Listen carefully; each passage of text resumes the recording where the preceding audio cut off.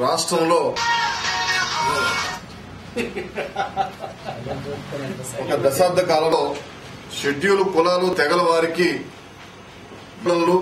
అలాగే ఆమరణ దీక్షలు ధర్నాలు దశాబ్ద కాల ఉద్యమాల వెనుక త్యాగాల ఫలితం రాష్ట్ర ప్రభుత్వం ఎస్సీ ఎస్టీ సప్లాన్ నిధులు వర్గీకరణ ప్రకారం అమలు చేయాలనే ఒక మెలిక పెట్టి దీన్ని అడ్డుకోవడానికి ప్రయత్నం చేశారు. అంతేకాకుండా అసెంబ్లీలో చట్టం తయారైన తర్వాత బయట కూడా వైఎస్ఆర్ కాంగ్రెస్ పార్టీ నేతలు పదే పదే ఎస్సీ ఎస్టీ సప్లాన్ నిధులు చట్టంలో లొసుగులు ఉన్నాయి, ఇది మంచి చట్టం కాదని చెప్పి ప్రచారం చేస్తున్నారంటే మాకు చాలా బాధాకరంగా ఉంది.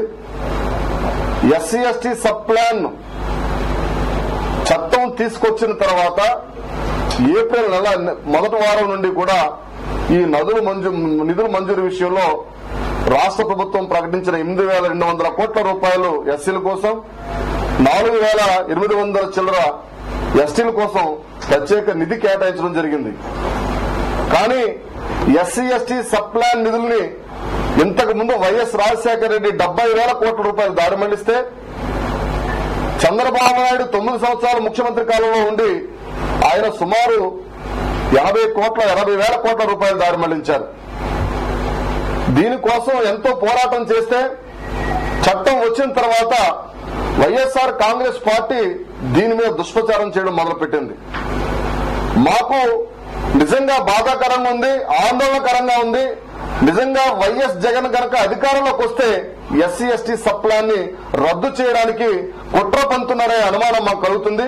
ఎటువంటి పరిస్థితుల్లో కూడా దళితులు దీనిని వ్యతిరేకించాలని చెప్పేసి రాష్ట్ర వ్యాప్తంగా పిలుపునిస్తున్నాం. సమస్యలు ఉన్నాయి కాబట్టి ఆ సమస్యలపై పోరాటాన్ని కార్యాచరణని ప్రకటించడానికి ఈ నెల 7వ తారీఖున వాసవి క్లబ్ లో మాల మహానాడు రాష్ట్ర స్థాయి అత్యవసర సమావేశం ఏర్పాటు చేశాం.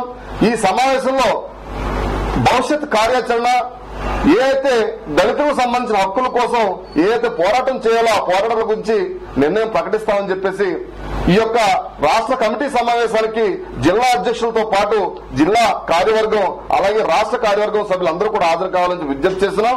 ముఖ్యంగా వస్తున్నా నీకోసం అనే పాదయాత్ర చేసిన చంద్రబాబు నాయుడు పదే పదే వర్గీకరణ చేస్తానని చెప్పడం దళితుల్ని అవమానపరచమని చెప్పేసి మానవులు అవమానపరచమని చెప్పేసి మేము ఇదవుతున్నాం.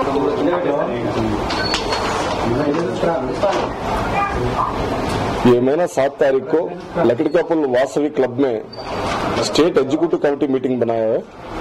उसमें दलितों का जो रिजर्वेशन का बारे में चल रहा है उसके बारे में कैसा मूवमेंट लेना है, भविष्य में क्या क्या संगठन करना है, ये संगठन का बारे में निर्णय लेने के लिए अपन 23 डिस्ट्रिक्ट का एग्जीक्यूटिव काउंसिल पूरा बुलाया गया है.